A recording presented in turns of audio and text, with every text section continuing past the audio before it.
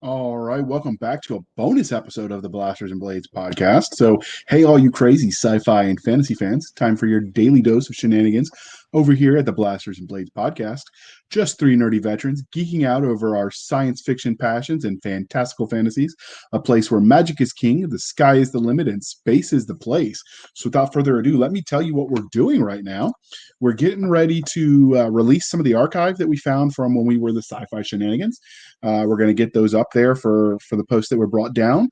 We thought you might enjoy them, and so without further ado, let us roll that beautiful.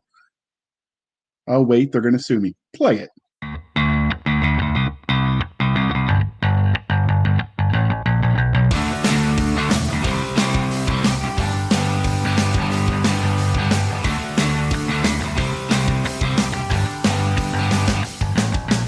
Hey, all you crazy sci-fi fans. Time for your daily dose of insanity over here at the Sci-Fi Shenanigans podcast with your hosts, J.R. Handley and me, Chris Winder. Just two nerdy veterans geeking out over our science fiction passions. A place where the sky's the limit, space is the place, and nerds run the world. Without further ado. All right, welcome back to another episode. This time we have returning guest Paul E Cooley. Only instead of talking about the Starship Troopers novel, which we read or analyzed together, which is, I think, well, the episode will be in the show notes if you're curious. But instead of talking about that today, we're going to talk to him about his own books. Woohoo! So he gets to be our favorite visiting narcissist. Hey, wait a minute. Isn't that every author that comes on the show? Pretty much. Yeah, we just don't say it out loud. Well, JR. it's just kind of understood, it's just kind of there. So Paul is an author and podcaster from Houston, Texas. He produces free sci-fi, suspense, and thriller fiction essays and reviews available from shadowpublications.com and iTunes. In 2010, his short story Canvas and novella Tattoo were nominated for Parsec Awards. Tattoo became a Parsec Award finalist. He has collaborated with New York Times bestselling author Scott Sigler on the series The Crypt and co-wrote the novel The Rider. In addition to his writing, Paul has contributed his voice talent to a number of podio fiction productions. Is that harkening back to the days of the radio dramas? It's harkening back to the days of podiobooks.com when the basically you could throw a rock and hit a fiction podcast. Oh, cool. And we cool. Kind of all knew each other. There were dozens and dozens and dozens of them 8 years ago. Interesting. All right. So his best-selling novel, The Black, was released in 2014 and won the 2015 Parsec Award for Best Novel. The next book in the series, The Black Arrival, was released in May 2015 with the third novel in the series, The Black Outbreak, released in May 2016. He's a co-host of the renowned Dead Robot Society writing podcast and enjoys interacting with other authors, except for Chris Winder. Nobody likes interacting with Chris. That's true. That's true. So, I can see this show is run very much like DRS. I can tell that already. Yes. And then the second part of the introduction that we always do, dear listener, is we tell you how we met them. So I actually found Paul from the Dead Robot Society podcast, where they talk about the craft of writing, as he mentioned. That transitioned me to joining their Facebook group, becoming a Patreon of the podcast, and friends with Paul. He's friendly, helpful guy. So if you're looking for a supportive writing group, check out the links in the show notes. Seriously. Yep. What about you, Chris? How did you find him? Well, back when Paul was a kid, back before gas stations were invented. Come on. He used to teach judo down at the YMCA, but it wasn't called the YMCA because that wasn't invented yet either. But that was only every Tuesday and Thursday. Let's see. Afterwards, he'd teach some black hat hackers how to do some amazing things on their abacus because that was invented. On Mondays, he taught underwater basket weaving, and every third Friday, he led the worship service for Grogga the Malevolent. And I forgot where I was going with that. Actually, I think I met him on his podcast. Yeah, that was probably it. Yeah, okay, so just because I was podcasting before you were born, little hipster there. Jeez. Now, you know what made it so hard to be a judo instructor back then? T-Rexes have such short arms. Yeah, they do. It makes the whole thing very awkward. I can imagine throw a T-Rex and you can't grapple. I could see that. Swipe the legs. That always works. Now I want to write that story. What did you do? I want to write that story. Well, let's see. As I move my mouse pointer over to the kick button, it's time to ask the religion question. So the religion question: Star Wars, Star Trek, or Firefly? That's a toughie. That's really a toughie. I am not a big fan of Star Wars. I'm more a fan of TNG than the original, and I absolutely love Firefly. Oh, okay. Yeah, okay. I won't press a button again to confirm the kick. We're good. So I'm safe for another 30 seconds. When you talked about the wrestling with the T-Rex, in my head, I'm going to that Karate Kid, the original, back before they ruined the franchise. And he was like, sweep the leg. I've been thinking about Karate Kid because they're doing the YouTube or whatever is doing the new Cobra Kai series. Oh no! I thought that was just a bad acid dream. They're really doing that. I've heard from people that watch it that it's actually good. So they have the guy that the blonde guy, I can't remember his name, that was with the Cobra Kai dojo. Like after he lost, it basically his life spirals out of control, and he's still like driving the car he drove in the 80s and 90s, and with the tape deck and all that, and he's drinking, and somehow he decides to start the judo back or the dojo back, and that's sort of the storyline. Oh God! So he's like he's our age now. Is that what you're saying? Yeah, and so he sounds like more of a sympathetic character than Danny Russo was. This is true. I've seen some explanations of the movie where they actually portray Danny Russo as the bad guy, and it makes complete sense. I can see it. There's actually a Facebook group for Cobra Kai dojos where it's like, where basically it takes that sort of angle where it's like Danny Russo was abusive and. Oh my God.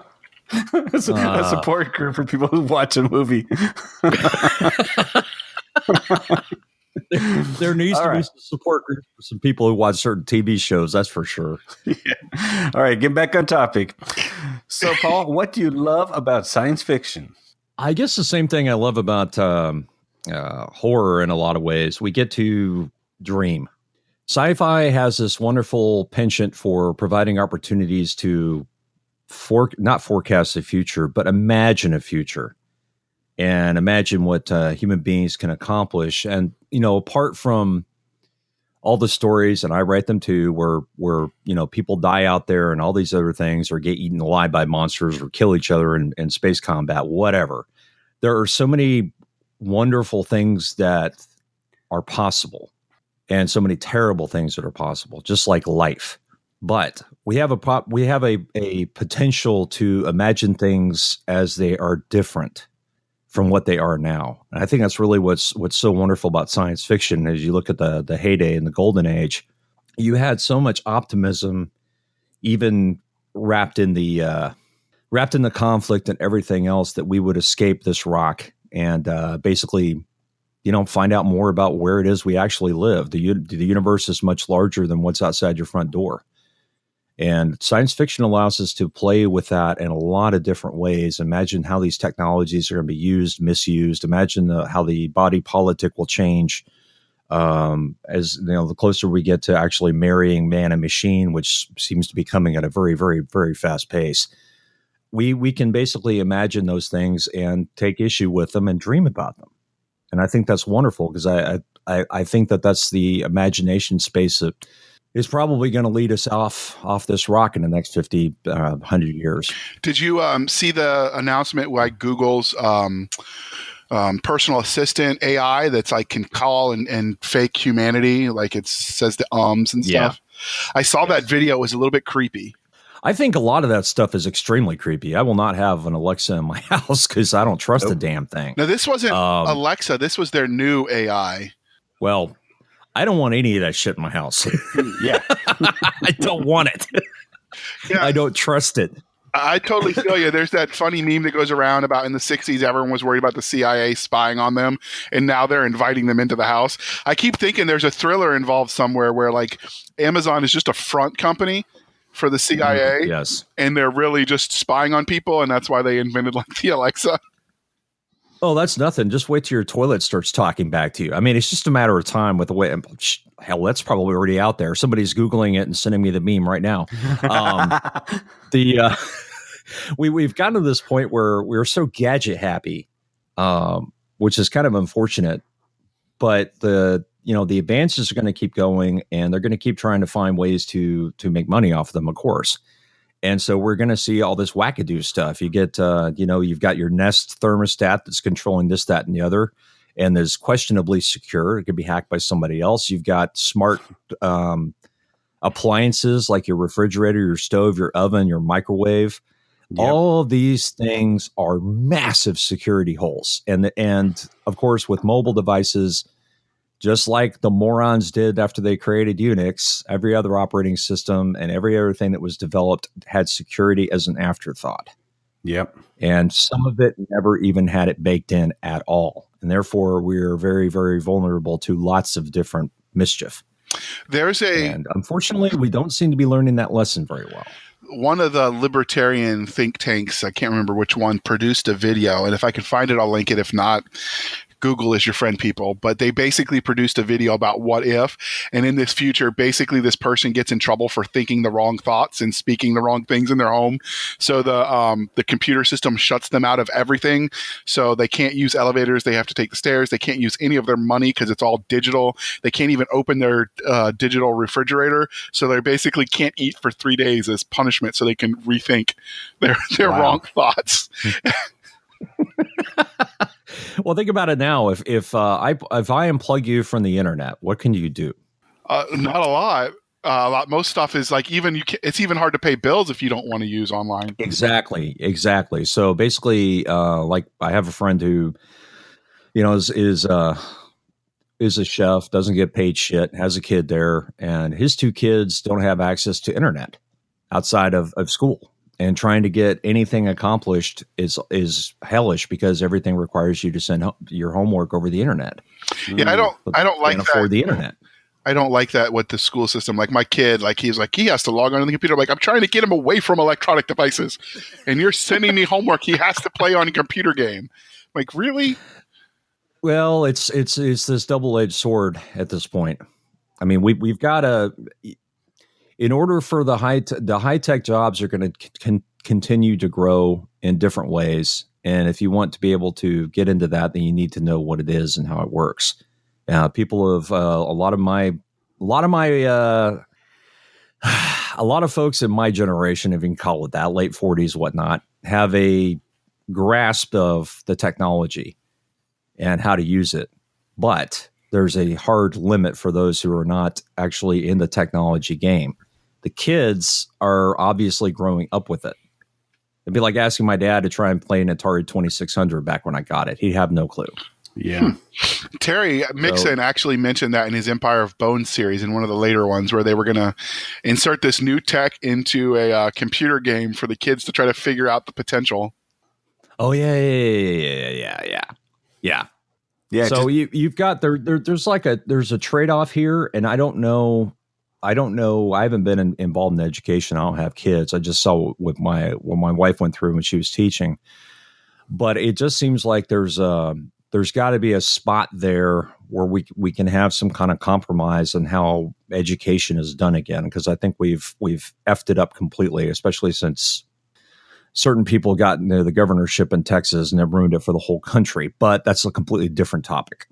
The bottom line is that we really need to rethink how we are going to use the technology. And if we are going to use the technology, then we need to make sure everybody has access to it so they're not at a disadvantage. So, and if it's that important, then it should be something that we all have access to. Yeah. That's just my thoughts. Okay. You can now hang me from my socialist post. Sometimes technology can be scary, though. I think I've talked about this on the podcast before. Sometimes. So one of the anthologies I was going to be in for a small press that went belly up, so I didn't finish the story. But the theme was Area 51, so that was the tie-in. So I actually wanted to tell the story set there, so I'm using Google Maps, sitting at the Panera, using Google Maps for Area 51, which is actually an active Air Force base. And suddenly my computer screen goes completely black. The lady next to me, who was also writing for that anthology, is doing the same thing.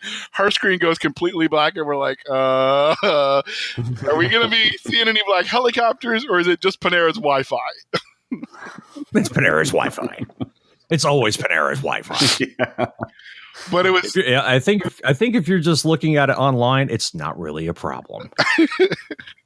Well, if you're hacking into their systems, then it's a problem. Well, the government has had problems because this was a problem when I was in Iraq, where some of their secure facilities are visible through Google Map.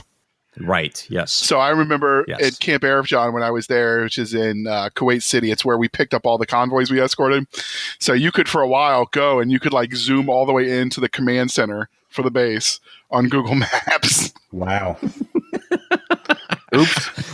I don't know if you still can because I haven't looked in years. I haven't had a reason to, but I just remember I was like, this can't be good.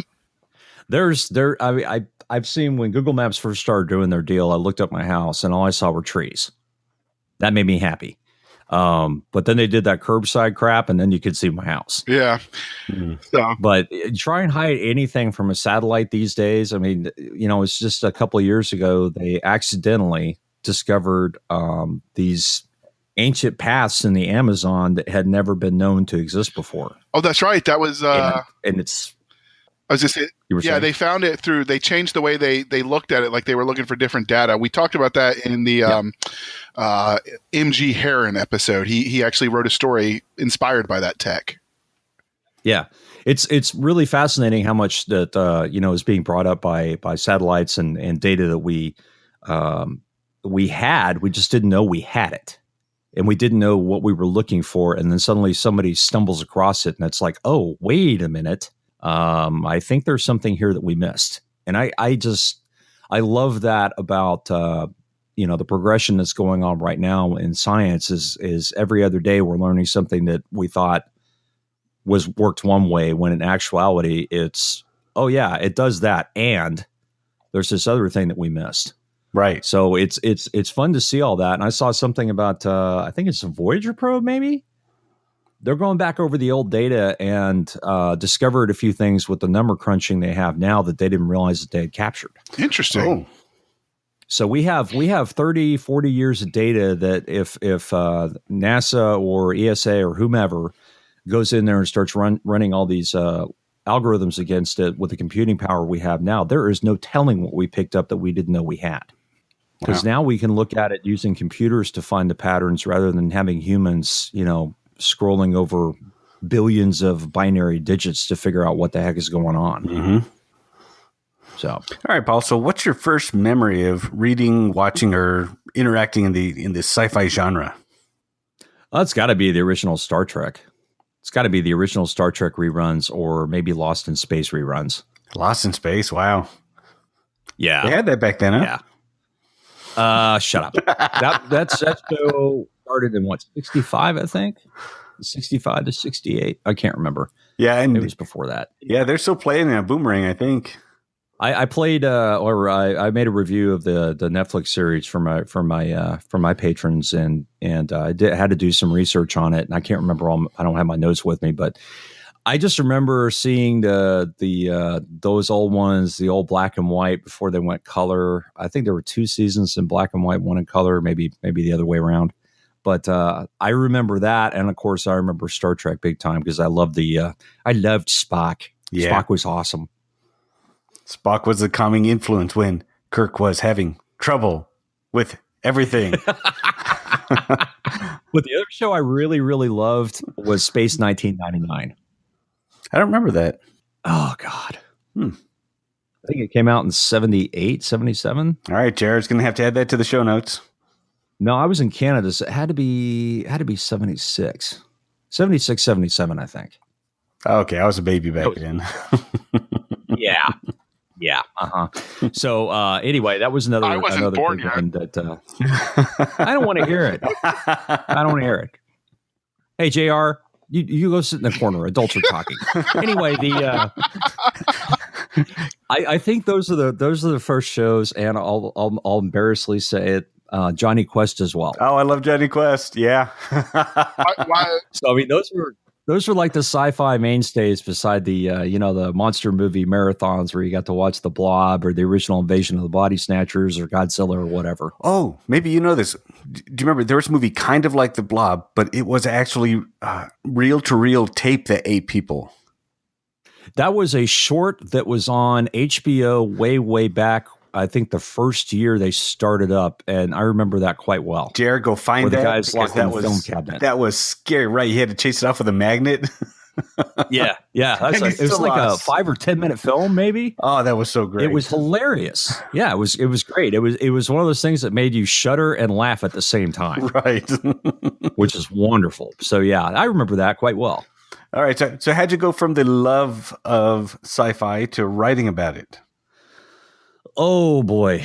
I always like to I was kind of, I had a lot, this is going to be hard to I'm going to stumble over my words for a minute. Try and put this right. I think I had a lot of social anxiety back then. I think that I had a lot of problems, just basically getting along with other people. And, it was a little early to be diagnosed with bipolar, but I think that's part of what was going on. But anyway, at any rate, I spent a lot of time just basically lost in my head.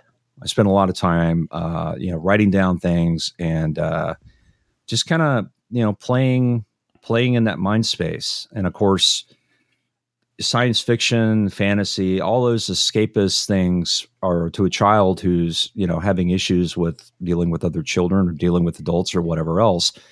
That's a perfect place for you to basically retreat to. Mm-hmm. And find ways to make that world that you want to be in, or that you think would be fun to tell a story in, because it doesn't require you to have any other human beings involved. It is something. It's just like if you were playing with Legos back in the day. Mm-hmm. Excuse me. I guess kids still do that. Oh yeah. Your Star Wars figures, your Tinker toys, your erector sets, whatever. It was the same kind of thing. It wasn't even about building stuff. It was about making stories with the toys. And it was all about having that imagination. It was all about exploring that imagination, and the writing just kind of was the next step from that. Nice. So that's part of what drew me to that, is basically the tropes for a young child that is having those kinds of problems. They're a godsend. That's why I started writing too. To process things. There's something therapeutic about it for sure. Oh, definitely. There's writing was it still is probably the best therapy I've ever had and will ever have. So, and apparently the kids these days, they still play with Legos. Mine still love it. And Tim Taylor, who was a recent guest whose world I wrote in, his son actually, he wants to be a Lego engineer when he grows up. And he's talked about it. And so he actually built a he built a replica of the Caspers from the Four Horsemen universe. Because he tries to make Lego versions of the covers from all of his dad's books.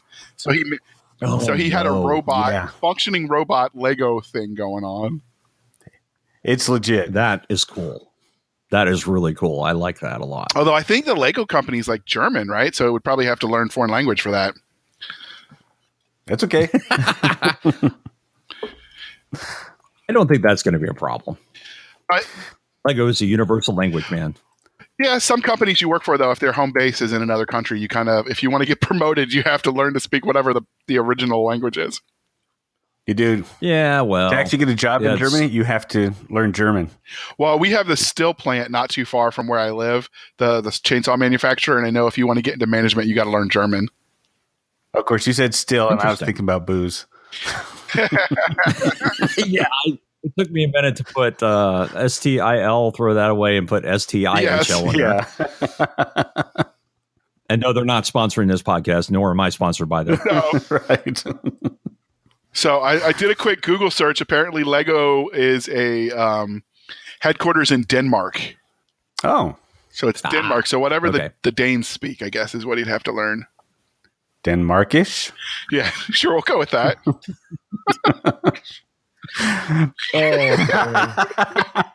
Well, I haven't had enough coffee to parse that statement. I really haven't. Paul, remember, he was a Marine, so you got to keep it simple for him. Oh, here we go. Here we go. All right, Paul. Here's Here's a question you should be able to answer. Who has been the largest single influence on your writing? Style, technique, what you strive for, that kind of thing. Besides us, of course. Of course. Oh, yeah. All right. That's kind of a toughie. I think that in my teen years, probably Stephen King. Probably. I'm trying to think who else I was really, really in love with back then. Peter Straub, early Kuntz. I think those were the guys I mainly were following. Was mainly following, but there were also, Larry Niven, Jerry Pournelle. Their stories that they wrote together, like Footfall and Mote in God's Eye, things like that. Those were just seeing how they wrote those stories and the kinds of tales they wanted to tell that were kind of in some ways sprawling, in other ways not. That kind of lit the fire for actual storytelling part of things. As far as actual writing goes, I really took a shine to Rick Carver and Flannery O'Connor in college from the academic point of view, and really tried to imbue my own writing style with some of their tricks. But also, folks like John Irving, they don't write genre fiction. It's just fiction. It's people. And I try and maintain that into, the characters I create, whatever plot I try and throw them in. I want the characters to jump off the page. And hopefully I'm still accomplishing that. But those were the big influences back then. Of course, you got to throw in Asimov. You've got to throw in, God, there were so many. I'd have to go back and look at my old bookshelf. but those are the things I really took a shine to in my teens. Okay. All right. Well, before we get into the next question, because I feel like this one might give him room to get a little long-winded, we are going to take a moment. Hey, there's nothing wrong with that. We do okay being long-winded. But let's take a moment for a word from our sponsor. When a strange symbol is found at a burned-down historical site, Houston arson investigator Emmy Aninzo goes to work. As mysterious and inexplicably hot fires break out across the drought-ravaged city, she finds herself digging through the ashes of history. It's a race against time to track down the serial arsonist and explain the seemingly impossible heat of the fires. As strange evidence begins to pile up, Amy wonders if the arsonist is insane, or even worse, possessed. Can Amy and her colleagues find and stop him before the entire city burns? Parsec Award-winning author Paul E. Cooley wraps ancient mythology around an eerie contemporary tale that will leave you burning for more. Gar's Inferno, a free podcast novel available from shadowpublications.com and iTunes. Some mysteries shouldn't be solved. All right, welcome back. Thank you for sticking with us through the commercial, and thank you to our wonderful sponsors for this episode. All right, so Paul, transitioning from your writing side of how you write and what inspires you, let's talk about things from the fan angle. Have you gotten any cool fan art or had any fan cosplay from your characters yet? Well, my understanding is that this year at Balticon, there are going to be a couple of people cosplaying the street. Oh, no. Oh, yes. Oh, yes. For those who don't know what the street is, it was a parody of Sesame Street where PBS gets canceled and the street basically turns into a combination of New Jack City from if you've seen that movie, early crack epidemic kind of thing. And all hell breaks loose. And all the stories are told by Oscar the Grouch as 50s noir style or 40s noir style, mixed with a backdrop of drug addiction and everything else that's going on. Man, a gang war between Snuffleupagus and Cookie Monster. And all the stories are told by Oscar the Grouch, Private Eye. So I had to stop writing that, unfortunately. But it's people still absolutely love it. And I constantly get memes thrown at me, even all these years later. I mean, it's been 5 or 6 years now. And the people and I still get people coming to me going, I've heard about this. Where do I get it? Well, you can't. It's gone.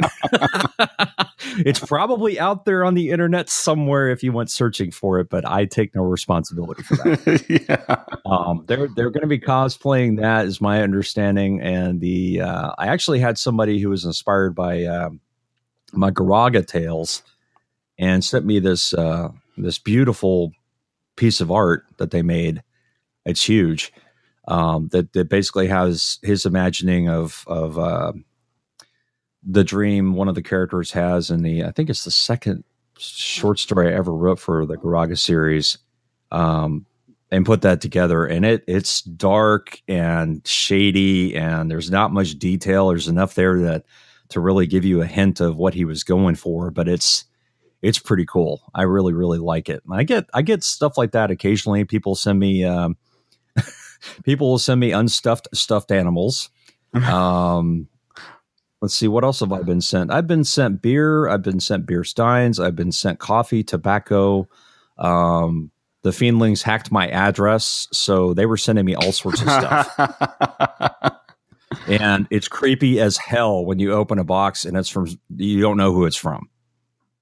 You don't know this person from anyone, and they hacked your address because of something you mentioned in one of your books. So it gets a little creepy sometimes, but nothing bad has shown up yet. I'm sorry,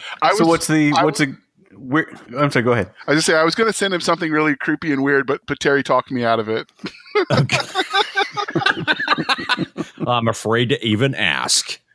This is a family-friendly podcast, so I can't tell you. Oh, okay. All right. We'll be talking about this after the show. Didn't you, and you didn't mention this, but didn't you officiate a wedding as the Garaga Church of Garaga? Yes, well, I did officiate a wedding long distance. It was a video wedding. So they're the guy who was going to actually marry them, for whatever reason, went MIA. And so he was a longtime Fiendling, and he asked me if I would do it since I was ordained. So yes, I did the ceremony over the internet. So you are an ordained minister in the Church of Garaga? The Church of Garaga has not been formally made a church, but I am ordained, yes. Nice. Ew. Which is terrifying in and of itself. So many questions there, but we'll move on. Probably a good idea. All right. So what's the weirdest or funniest story about an interaction with a fan you've had since you started writing? Man, it's not the fans. I started going Balticon, I guess, 9 or 10 years ago. And Balticon was, at that time anyway, it still is to a certain degree, it was basically Podcaster Con. They had this massive new media track. Most of the podcasters were on the East Coast, still are in a lot of ways, at least the fiction folks. And so these are all people who met on social media. These are all people that we were pimping each other's podcasts. We were interviewing each other, reading each other's works. We would, talk on the phone. There was a lot of communication going on. Big support group. It was wonderful. So Balticon was basically an excuse to get together, and really we called it BarCon. And we called it BarCon because the new media track with all those authors and lunatics that make podcasts, like you two gentlemen, ended up at the bar, and the bars where all the crazy happened. And you'll just be sitting there talking with an author, one of your buddies, and then the next thing you know, you look around and there's like 7 people standing around. Some of them are other authors. Some of them are readers of your work. And you don't know who's who because you've never met them before. You've never seen their faces. You don't know anything about them. And then suddenly drinks start showing up out of nowhere. And you're not really sure if you're supposed to drink them. What could be in them? Is somebody trying to roofie you? But, basically bourbon and everything just starts showing up. People start dropping it on you. And like, what the hell? This is how a certain author, a certain New York Times bestselling author, ended up getting a little shit-faced. And they talked him into what they were going to give him $200 to a charity if he mooned them on camera. Now I was there when this part happened. He got he messaged his business partner and said, "Can I do this?" And she just looked at us and went, "I can't believe I'm going to say yes." And so sure enough, that was put up there. And the next morning he was like, "Who the hell let me do this?" But I mean, that's pretty much the kind of stuff that happens at that con. You never know. I mean, people just walk by and they hand you a freaking bottle of bourbon, and not say anything. Just here, Paul, have this. And then they walk away. It's just, there's just some really crazy stuff. Balticon is still my favorite con of all time because I get to see those folks, and it's a good organization. They have some good authors there. You'll have folks from the East Coast. They'll be there, Jerry Pornell and folks like that, and you can run into them and talk to them, and they'll end up going to the bar at some point, and you'll get dragged into a conversation and actually get a chance to, basically just say hi to these folks who, wrote some of the seminal sci-fi work that got you started on your way, so to speak. And it's just cool. Whereas opposed to Dragon Con or Comic-Con, which you just wait in line for hours and don't meet anybody or pay for the privilege. So it's a different kind of deal, but I just love that about those certain cons where you actually have a chance to have readers and listeners come up and talk to you. And it's fun because it means that you get the warm and fuzzy from somebody who really enjoys your work. But the other thing is you get to meet people. I have social anxiety, so sometimes it's a little difficult, but at the same time, it's nice to talk to some of these folks, especially if they're trying to start on the road to, creative work. So it's always a good thing. I love it. Yeah, but that's where you get a lot of the weird stories that happens at the bar. Always at the bar. So you won't, just as FYI, you won't run into Jerry Pornell anymore, but people of his stature. People of his stature, yes. So, all right. So I was thinking Larry Niven. Niven's going to be at the Balticon this year. Oh, Pornell. Cool. Sorry. So Paul has written miniseries. So this is where I list them out for you, dear listener. The Derelict Saga, the Black Series, The Rider, which was a standalone novel, Gears Inferno, which was also a standalone novel, Dead Ends, another standalone. He likes the standalone stuff, people. The Children of Garaga series, Closet Treats, which was standalone, Lamashtu, which was a standalone story, Tattoo, which was the Parsec Award nominee, a standalone story, the Tony Down series, and Mimes, a standalone story. Because who doesn't need scary mimes in their life? Oh, yes. I still love that story. It still gives me the shivers. I love it. All right. So those all sound fascinating. And if you're into horror, check all of them out. But while they're all amazing, today we're going to focus on his Derelict Saga because we've heard him talk about this series since he first envisioned it over on the DRS podcast. And I kind of like that we've learned about it as it went, sort of as it appeared as an idea in his head and became something else. So the series has an alien vibe. And I love that franchise. Who doesn't? Sigourney Weaver. Hello. So how'd you calm yourself, people? It's a family friendly show. Dang it. Hey man, she and Jamie Lee Curtis. Those are the bae. Those are the bae. Your wife doesn't listen to this, right? You're okay. She already knows. Don't worry about it. So how did you come up with the premise for the series? Like, where did the spark of inspiration come for people that didn't listen to the Dead Robot Society podcast? God, man, I'm actually going to have to go back and listen to what happened when I envisioned Marines. Anyway, because it's been such a long, strange journey. I wanted to write a book. I was working on a book that I knew was probably going to be a hard sell for anybody, and I was like, "Well, I need another book that's going to generate some sales, and that I want to write." So it's like I had been kicking this idea around for a space zombie kind of thing. But really what I wanted to do is I wanted to make something as cool as Dead Space, because I love the Dead Space video game franchise. And I came to realize space zombies is just kind of stupid. So I just had this idea of, I love the idea of a ship being out there in space that has no one aboard it. It's a ghost ship. It's a ghost story, right?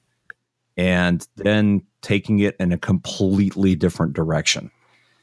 So that story started out as a simple monster story, and then it just got larger and larger and larger and larger. And now it's going to be, the saga is going to be at least 5 books. The third book just came out 2 weeks ago. So there's going to be 2 more books. I'm writing the 4th one right now. But the story just kept going because I wanted to talk about artificial intelligence. I wanted to talk about what happens when they reach sentience. I wanted to talk about what happens to humanity when they realize that they have to leave the solar system at some point.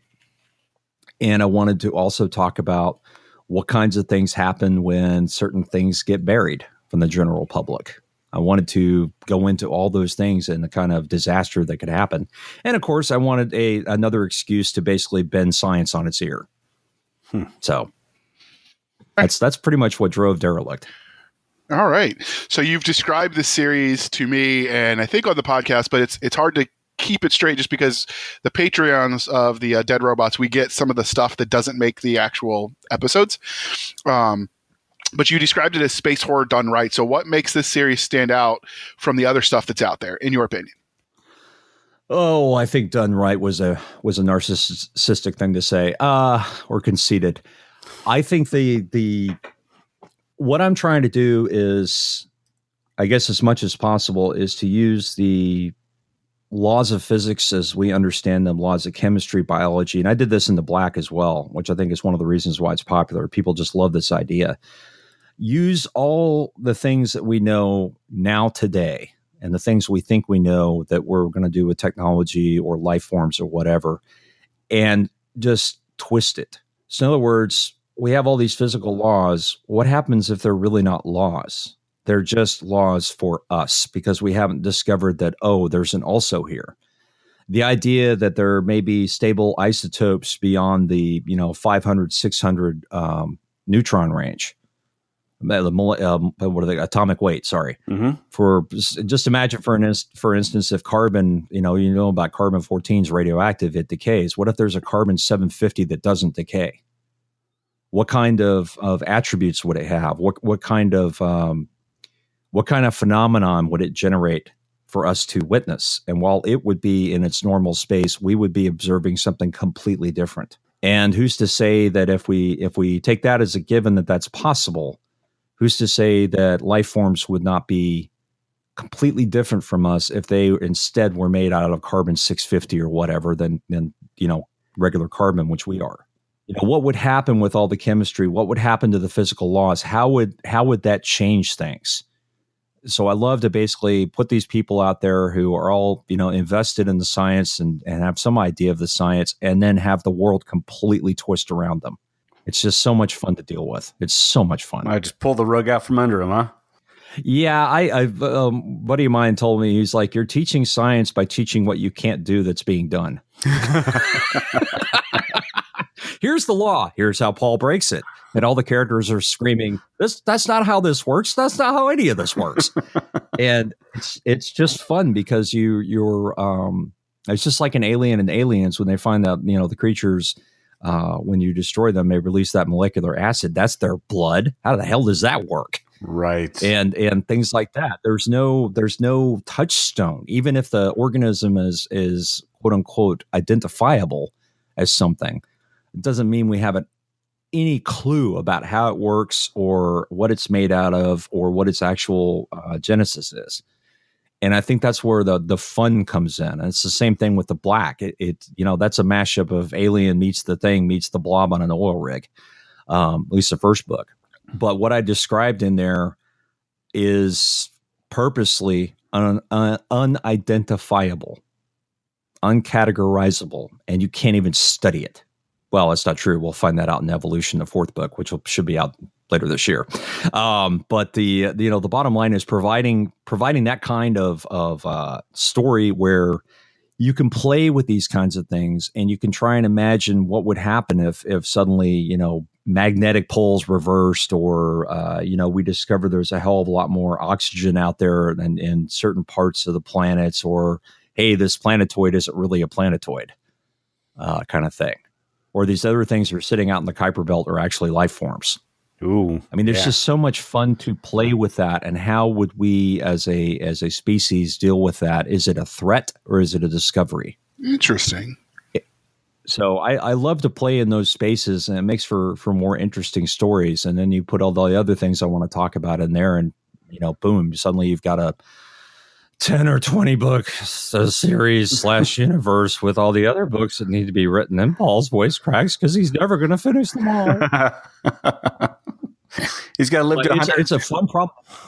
Yeah, I have to live to 150. Either that or hire teams of ghostwriters. The bottom line is that those are very fun places to play. I think people get a really big kick out of that when you don't describe completely what it is. It has that creep feel that just kind of unnerves you. And I want to mix that with action. I want to mix that with regular old suspense. It's just, I want to throw you through the fun house and see what happens. I want to throw the characters in the fun house and see how they deal with it.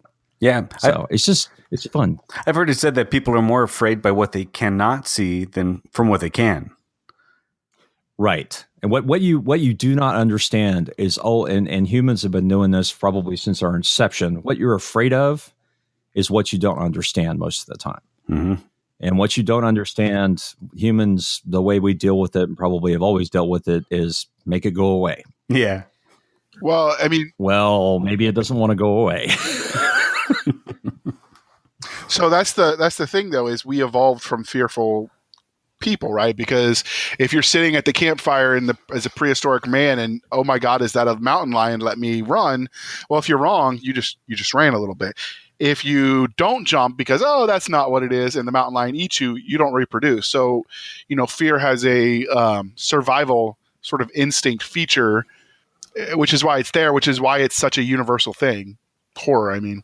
Yeah, but at the same time, it's like we're here in 2018, and we really haven't moved on much from that. Yeah, no, we haven't. So it's for me, looking at the species and ancient history and everything else, I just shake my head and go, my God, we haven't learned a damn thing. No, but we've got cooler toys. We have really great toys. Our spears are the most awesome spears in the universe now, or at least as far as we're concerned. As far as we know. Our spears, our spears and clubs are awesome, but not much else. So, all right. So the Derelict Saga is clearly a series because you just said so. You have 3 books out in the universe. You're talking about the 4th book coming out later this year. So what's next for these characters after those 4 books? Well, they'll get another book. There's definitely going to be 5 in Derelict Saga. But bottom line is that Derelict, they go out to go bring this ship back that's been missing for 43 years. And it doesn't go well. It doesn't go well at all. So now they have done something that they have to try and figure out a way to fix before it more or less destroys the universe as they understand it. That's what they think is going on. So the other 2 books will basically be more unfurling and giving more information about how this all got started, what the AIs were really setting up, and also what's coming. And it's going to be a lot of fun. I can't wait. I just keep getting more and more reviews about write faster. So I'm doing my best. All right. Well, speaking of reviews, because we've added this as part of our interview process, we skim the reviews because I read reviews before I buy a book, so I figure it's something worth mentioning. It helps me. The 1-star and the 5-star reviews do help me decide, because some of what people hate in a 1-star would be what I love. So some of the books that like I've mentioned before, Richard Fox's Ember Wars. Oh, this is just gun porn. I'm like, dude, sign me up. I'm buying this book. Right. so it's not even 1-star reviews can help sales. And I'll add Richard Fox because I just gave myself. And Voltron. Don't forget Voltron. Why do you add Voltron? Why would you bring that up? What's next? Mighty Morphin Power Rangers? What the hell is wrong with you? There's another. You jerks. Okay, I'll stop now. All right. I've stopped now. I'll stop now. All right. So this is where I tell you, everybody, dear listener, please be kind and speak your mind. Leave a damn review. But okay, so I've skimmed the reviews for book 1 in your Derelict saga, the Derelict Marines. It's already got 103 reviews with a solid 4-star rating. Your reviewers seem to think you did a great job with the details, but they objected to your cliffhanger endings. So, and they love that you blended the real science with the horror element. So how do you keep that momentum going without pissing everybody off with horrible cliffhangers? Oh man, it's such a problem. Like I said, when I started this was supposed to be one book, and I got 3/4 of the way through it and went, "Wait a minute, there's no way to end this. There's no way to end this in one book. It's just not possible." The first 3 books basically comprise an arc all to themselves. I would call them the Mira trilogy, if you want to put it that way. And that's 310,000 words of just them dealing with this ship. Mm-hmm. If I had sat down and wrote all that entire thing, it would have taken a year without a book out there. And that means a year without money coming in, which is bad. Mm-hmm. So I had to make the decision, which was basically, I got to find a stopping point, cut it off as best I can, and hope people will come back for the second one. And they did. Quite a few of them did. Most of them did. So the second one had to end exactly the same freaking way. But I left people in a better place than they were in the first one. The third book of this arc actually does tie up everything except for the massive freaking problem that they created by tying up everything. So it's kind of difficult to walk that line with the black. The first 3 black books basically take place simultaneously to a certain degree. They're concurrent. I didn't have that problem at all, except I left some loose ends, which led to the other 2 books. But this is the first series where I've actually had to go through and say, okay, I have to cut it off now. I just have got to cut this off and get this out there. The best way that I can do this, and I had a really, really bad 12 months before Destruction came out, is to put out a new book in this series every 3 to 6 months, so that people don't feel like they have to wait 2 years or 3 years. I don't want to be George R. R. Martin or John Ringo. Ringo never finishes anything, and R. Martin can't finish. So I don't want to be those folks. I don't want to get myself trapped in that. I want to be able to, finish the story and make everybody, pleased that they began the journey. But that does mean I occasionally have to put a hard stop somewhere. And the people who read my work and like it, they expect it. I've been podcasting for so long, leaving people on a weekly cliffhanger, that I've gotten pretty damn good at it. And unfortunately, I've gotten really damn good at it with books too. So this is a question that I'm just sort of pulling on the fly. But do you think readers really hate cliffhangers, or do they just love complaining about it? I think it depends. I think it really does depend. I think there are some folks, and I had a couple of readers when Marines came out, sent me messages on my author page telling me that you're a son of a bitch. This is just a marketing ploy, yada, yada, yada. I can't believe you would do this to your readers. I'm never reading you again. Block. And it was like, okay, I'm sorry that my need to eat offends your reader entitlement. Go fuck yourself. Bye. It was just one of those kinds of deals. It's some people are not going to give you any leeway on that because they don't understand what the hell they're talking about. They don't know what the situations are, and they think that I'm some big highfalutin writer who's got, millions of dollars in the bank. That's just not the way it works. It's just not the way that works. Every book is food on the table. So I can either spend time just writing these little one-off stories or 80,000 words a piece and put one out every couple of months, and you're not going to get complex storytelling. You're not going to get complex situations or anything like that, but maybe I can give you a good ride. Or you can let me do these epic things that are going to encompass a lot of different issues, a lot of different situations, and you can wait for them as I can finish them. That's basically the deal. And I think a lot of authors are in that space and have that problem. And some series lend themselves to doing a monster movie of the week kind of thing, or, basically do an episode per book, so to speak. Some stories don't lend themselves that way. So it just kind of depends on where you're at. And some readers understand it. Some readers are going to forgive you for being that kind of jerk. I think most of my readers expect it. They get shocked when I don't write it that way. Yes, I have them happily calling me a cliffhanger ambassador, and I have a shirt that says founding member of the Cliffhanger Ambassador Club. I've been doing this a long time, and there are people who just absolutely love it when I leave them like that. But I try and do it better than their book, much better cliffhanger than the first two. Okay. All right. Yeah, fair enough. So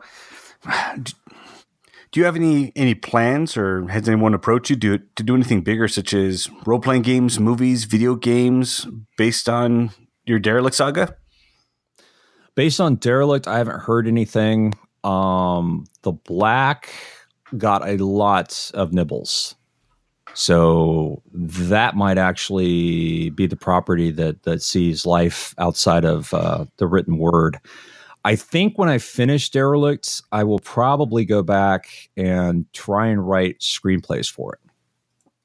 Oh. And try and make it into 2 or 3 movies, or 2 or 3 seasons of a TV show, something along those lines, but write it in such a way that it lends itself to that. I'd like to be able to do that. I'd like to get to that point where I can take some of these crazy things and make them so that they're still captures the original spirit that I had, but are, distilled down into the bite-sized chunks that you have to have for TV and movie. So I'd like to get to that point. Well, I imagine, like most authors, you probably think about writing when you're taking a shower, when you're making coffee, when you're driving, when you go out to check your mail, and you think about it so much during the day that you have dreams about it. Do you ever give yourself nightmares?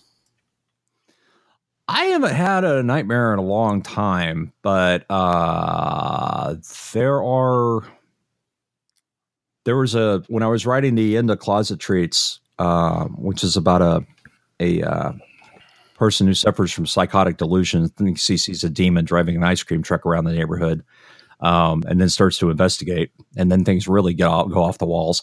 While I was writing the end of that book, there's a scene in there that as I was writing it, I just basically stopped and I couldn't move. It was just one of those deals where the movie kept playing on my mind and I got locked into it for a few seconds. And, when you snap out of that, you're just kind of like, what the hell is wrong with me that I would even imagine this? There's those moments, but the not nightmares specifically, but definitely some ideas and thoughts that are just kind of like, ooh, why would you get into that person's head? They're icky. And, sometimes you got to write the stories about the icky. Yeah. Okay. So, Chris, do you have any more questions about the Derelict saga before we transition? No, I'm good. What about you, Paul? Is there anything we didn't ask that you want to tell us about these wayward Marines and their trek through hell? Their trek through hell. Just that it's a very large conspiracy. There's something going on with the sentient AIs and the Soul Federation, and these poor Marines, the misfits that they are, undermanned, undergunned, underfinanced, and out there on their own, are trying to figure out who exactly is lying to them and why, and then figuring out what the end game is. So there's a lot of stuff going on in that series I haven't even begun to uncover yet, and it's after the Derelict saga, there will definitely be another series set in that universe. Nice. But you've referred to the H&R Black in your S&R Black. S&R. H&R Block. I told you people I do need to get hearing aids, all right? So don't laugh at What? Just speak up. Speaking my good ear. So what does the S&R stand for? Search and Rescue. Okay. Very simple. I try to make the acronyms as easily memorable as possible. Didn't want to fancy it up with anything else. It's basically, here it is. If you're a casual sci-fi reader, casual military sci-fi person, you'll just be able to jump in and go. I don't want to throw around a whole bunch of jargon unless I absolutely have to. Okay.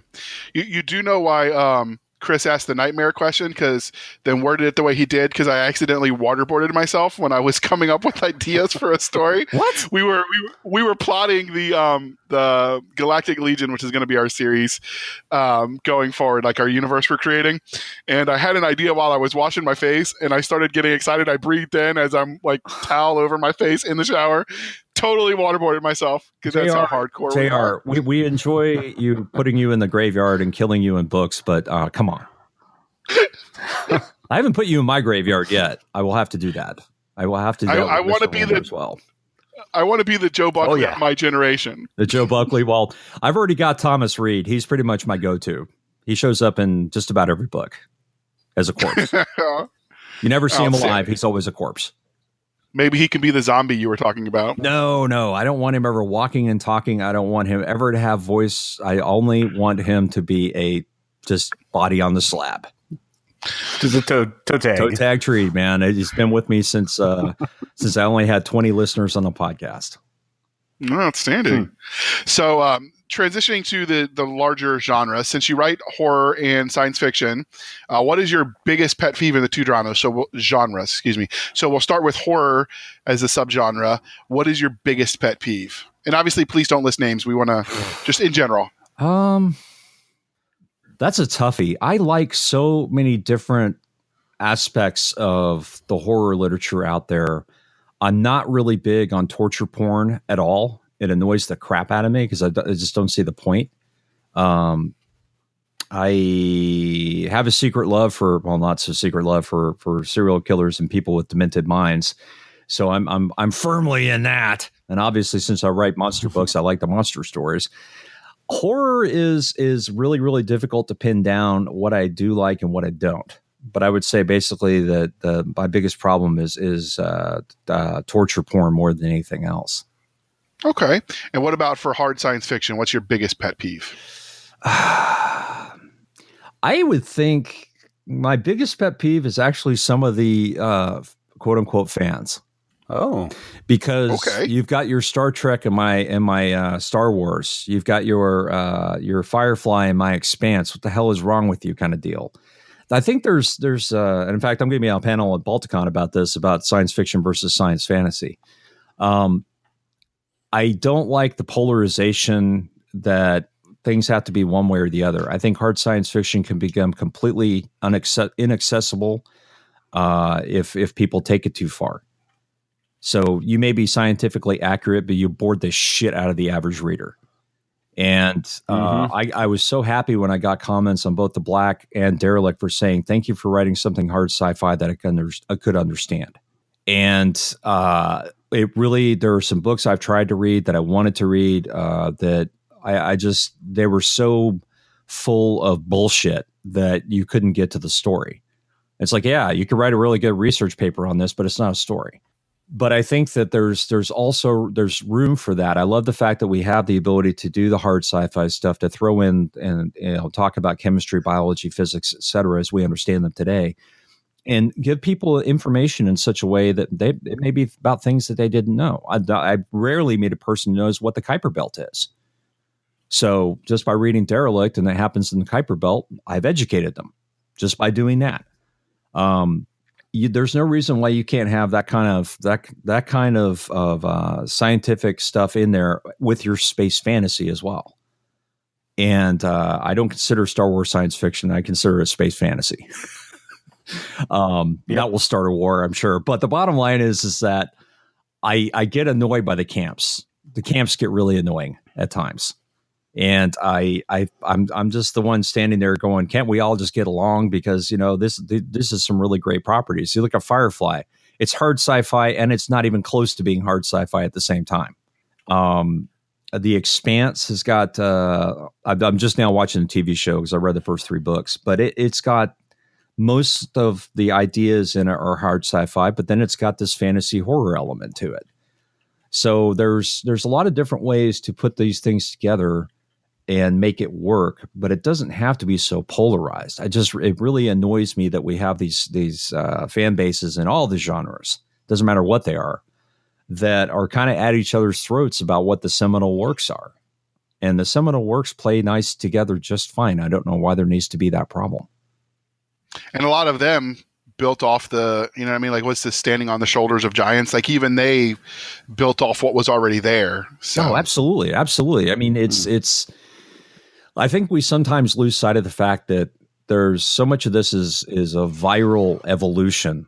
A story begets another story, an idea begets another idea, and you have to keep trolling down until you actually find the kernel of what actually started it.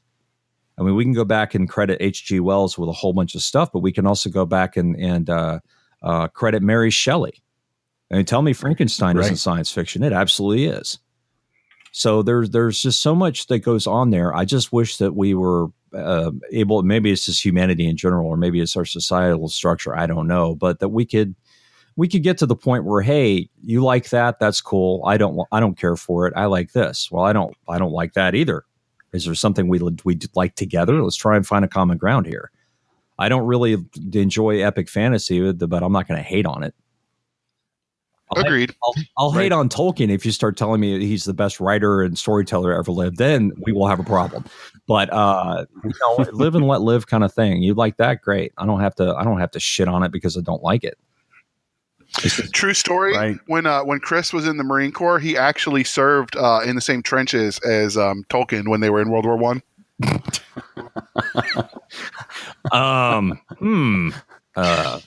Is there is there video on this? I thought I was the old fart on the show. What the hell? Well, I mean, there's old and then there's ancient, but wow. Wow. Okay. Wow. Chris, when do you change his diapers? I mean, how do you do that? You're in Arizona, right? Oh, I haven't had to do that in weeks. Oh, God. Wow. All right. Oh, yeah. Here we go. Following that, what do you?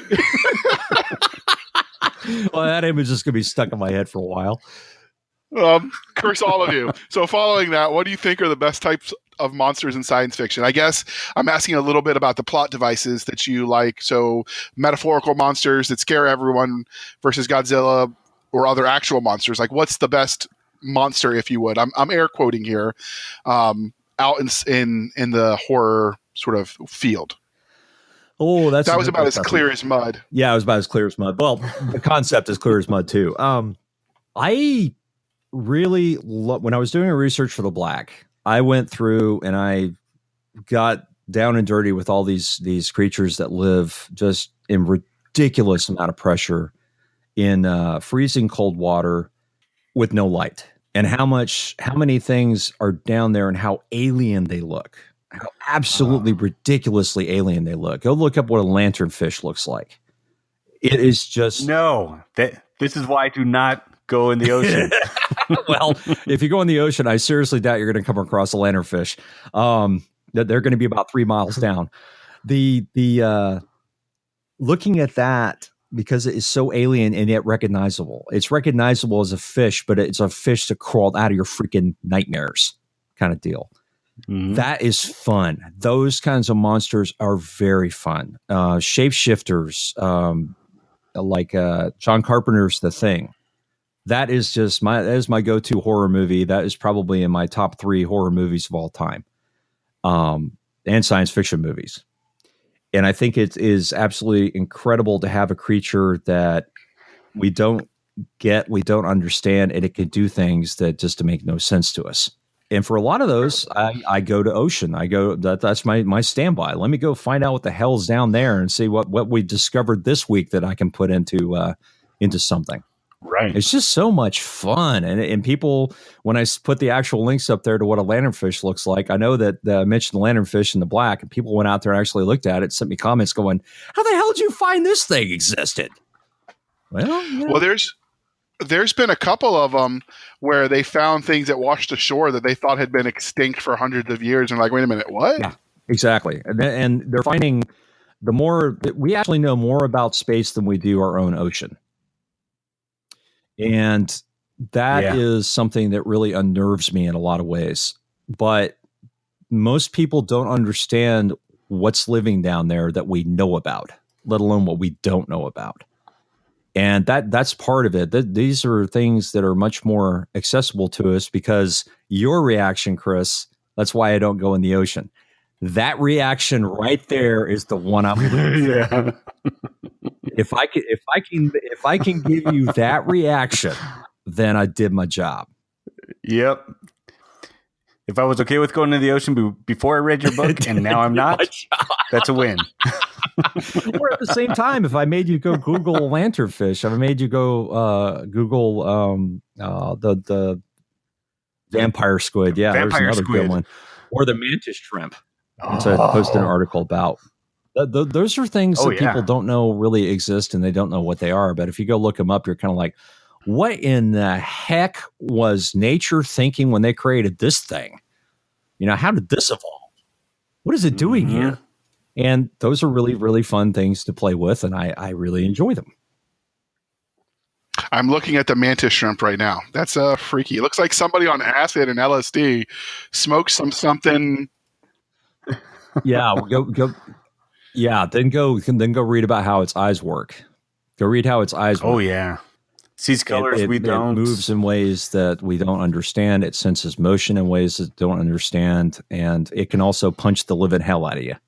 It's a very odd animal. Yep.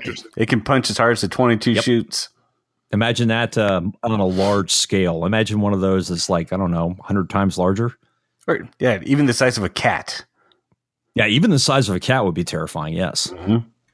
Ooh, thank you. That's for that story I was talking about. Anyway, the best kind of creatures are the ones that are recognizable and yet not.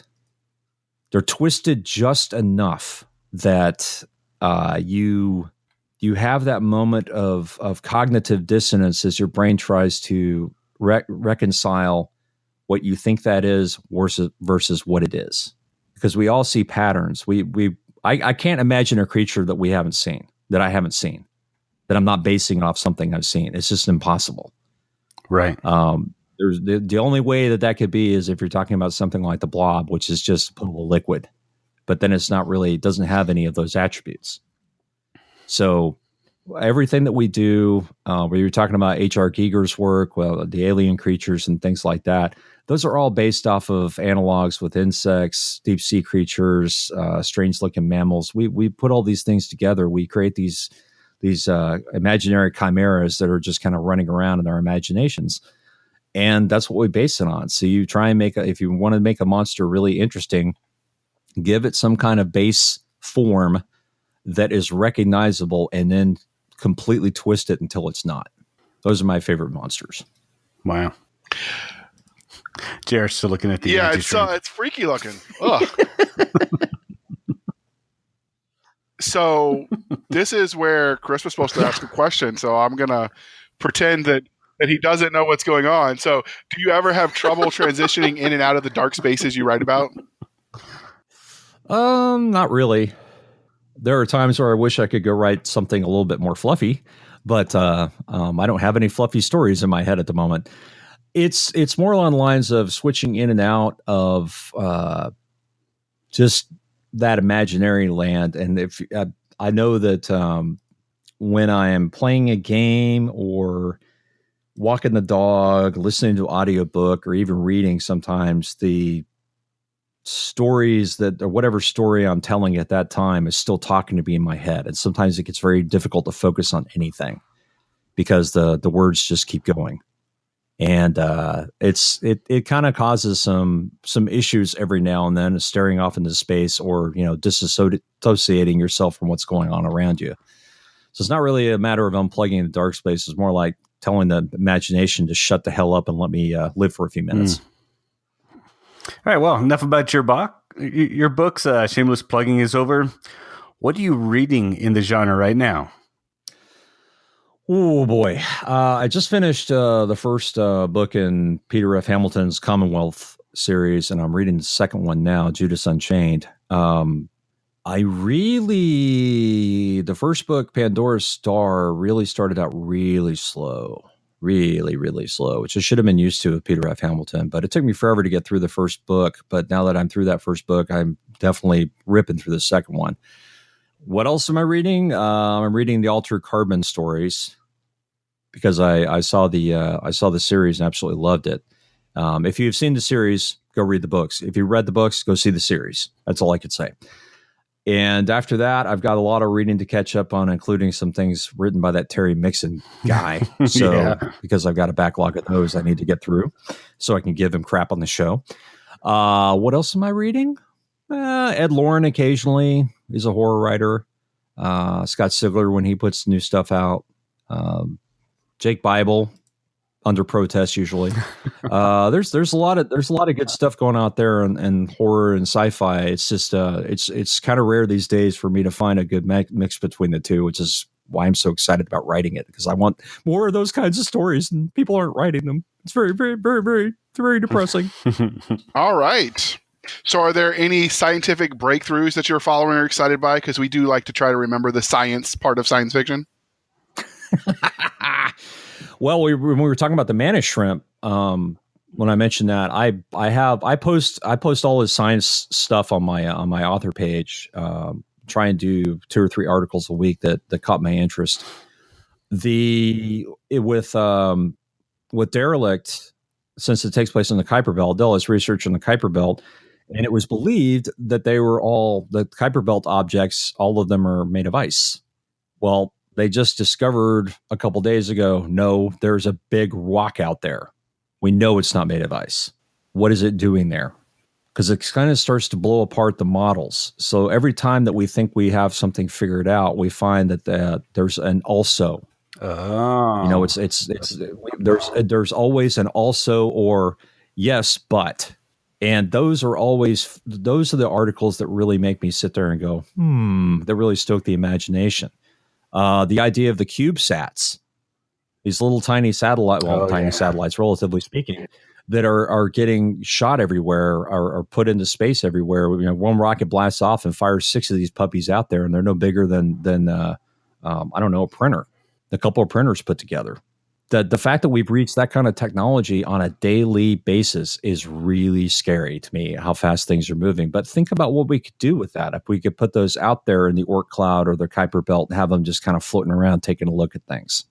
I just love those ideas of being able to explore. And this stuff is all over the place. NASA is working on a mini fission reactor to power Mars stations.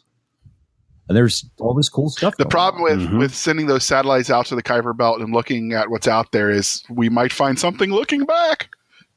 Dun, dun, dun. That is correct. And that's basically... And that is a Paul E Cooley story. And that is a Paul E Cooley story, absolutely. And that's what makes this fun, though, is you go and look at all the crazy stuff that we're discovering on a daily basis, things that I mean, it's like every other day on space.com or Gizmodo, I'm seeing an article that links back to a abstract from NASA or the ESA or JPL for that matter. And it's kind of like, wait a minute. I remember back in the 80s, we thought it worked like this. Now they're saying it doesn't work like that. It works like this. So every day seems like we're discovering more about the world we live in, the universe we live in. And every day there's something new that stokes another story idea or another story detail in my head. Yep. So I love it. I love the fact all this stuff is just happening now. All right. So what about you, Chris? What are you excited by? Well, talking about space.com, looks like the debate for Pluto being a planet or not is back. And frankly, it really shouldn't be an argument. Pluto is a planet. It's always been a planet. They can't change the definition. You know, it was big enough for NASA's mom, right? Isn't Eros? No, not Eros. Isn't Ceres bigger than Pluto? We don't talk about that. Wow. Right, but there's it's not the size of the planet. Never mind. There's actually a meme floating around that's got a picture of Pluto and it says, "Dear NASA, I was big enough for your mom, Pluto." Yeah, exactly. Or the one where they've got Neil deGrasse Tyson and Pluto flipping each other off. All right. And so I'm actually also following an article from space.com because they're a great aggregator of technology news. But there's an article, this is the titled, "Making Stuff in Space, Off-Earth Manufacturing is Just Getting Started." And so basically space is a harsh place for humans, but the environment can be perfectly suited for some types of building. As the cost of space travel continually drop, the price for making things in the void will as well. So from the space.com article, we generally make things by subjecting them to a different environment, says Andrew Rush, the president and CEO of Made in Space and in-space manufacturing company. Wow, I didn't even realize those things were out there yet. But he said, we made food by cooking it in a fire, heating it up, and causing chemical reactions. We make steel by heating things up at a high temperature and maybe, depending on the steel, in a high pressure environment. We can quench things, we can make things cold to make different materials or improve on those materials. Really, space-enabled materials are just another version of that. But instead of throwing something in a furnace and heating it to 1,000 degrees Fahrenheit or 540 degrees Celsius for you confused peoples in the world, or something, we take it to space, we can basically, he's saying we could do the same thing. So basically they're using the predictable and harsh space environment as a way to control various processes and make things more economical going forward. So they're taking what makes it inhabitable for humanity and using that as a good thing. So I find that fascinating because I didn't think we were that close to it, but the fact that a company already exists is just sort of mind-blowing. Well, think about it. The oh God, who was it? It was one of the Luxembourg. Luxembourg came out and basically formed the first asteroid mining company. I'm not kidding. The country did this. Oh. And what they're doing in actuality is very, very intelligent. This is not to say they have anything. What they've done is they set up the framework for how it will work, what the economics are, how the kind of regulations they'll need, this, that, and the other. They're basically looking at this as an inevitability and getting ready for it. So there's a lot of things going on like that seem like they're far out in the future, but they're really not. And we're 3D printing houses now. Yes. How long is it before we start putting those things up in space, and when now we can print them in without worrying in these kinds of environments where you don't have to worry about humidity and things like that screwing stuff up. Outstanding. This is very true. I'm going to have to look up that Luxembourg article. So as we wrap this up, Paul, this will be in the show notes, but where can listeners find you?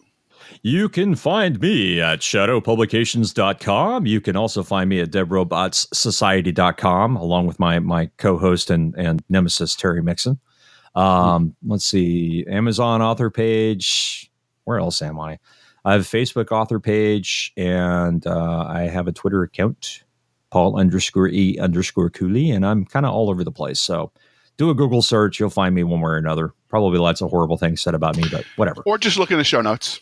That works. Or look in the show notes. You can find me there too. So how do you get a nemesis? I want a nemesis. I have two. Well, Terry's not really my nemesis. He's just this jerk I talk to once a week. Jake Bible is my nemesis. That was forged in the early days of Twitter. Just pick a public fight with somebody. It's fun that way. And then their fan bases get confused and suddenly everybody hates everybody. It's fun to watch. Jake and I were actually really good friends. But yeah, that's how you get a nemesis, man. It just, you start kicking each other on social media, and then pretty soon people start taking it seriously, and it's hilarious. Interesting. Because we weren't. All right. Yeah. So what about us? Where can they find us there, Chris? Our website is www.sfshenanigans.com. Our Twitter handle is @SFS, that's Sierra Foxtrot Sierra _show. Our email is podcast@sfshenanigans.com.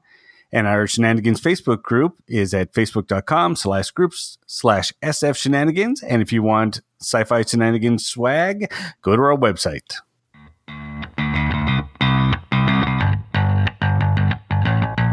Thank you for spending some of your precious time with us. For Chris Winder, I'm J.R. Handley, and this was the Sci-Fi Shenanigans Podcast. We'll be back next week at the same time, where we'll indulge our love of space and all things that go boom. All right. Thank you for sticking with us through that archived episode that was in the digital memory hole that we found. We thought you'd enjoy it. So thank you for spending some of your precious time with us. For Nick Garber and Doc Cisca, I am J.R. Handley, and this was the archive for the Blasters and Blades podcast. We'll be back at our regular scheduled time, where we'll indulge our love of nerd culture, cheesy jokes, and all things that go boom.